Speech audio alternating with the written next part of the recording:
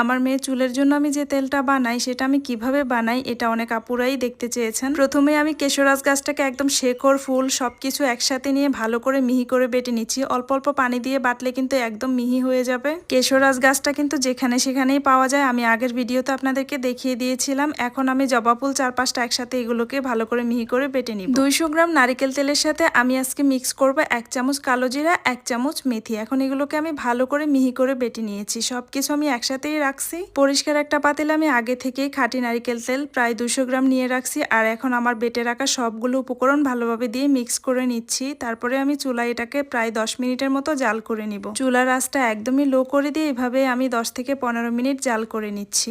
এইভাবে 10 মিনিট জাল করে নেওয়ার পর তেলটা থেকে খুব সুন্দর একটা স্মেল বের হয়, যেটা আমার খুবই ভালো লাগে। তেলটা ঠান্ডা হয়ে যাওয়ার পর একটা ছাঁকনির সাহায্যে সুন্দর করে ছেঁকে একটা বাটিতে নিছি। তারপরে আমি একটা কাচের জারে সবসময় এই তেলটাকে সংগ্রহ করি। এই তেলটা 2 বছর আগ থেকে আমি এবং আমার মেয়ে আমরা দুইজনেই ব্যবহার করি, আর আলহামদুলিল্লাহ আমরা খুব ভালোই উপকার পাচ্ছি। গোসলের 1-2 ঘন্টা আগে আমরা মা মেয়ে দুজনেই এই তেলটা ব্যবহার করি, আর গোসল করার সময় শ্যাম্পু করে ফেলি। আমার মেয়ের এই চুলগুলোকে যদি আমি দিন রাত 24 ঘন্টাও বেনি করে রাখি তারপরে একটু বাঁকা হয় না, খুব সিল্কি এবং খুব শাইনি চুলগুলো।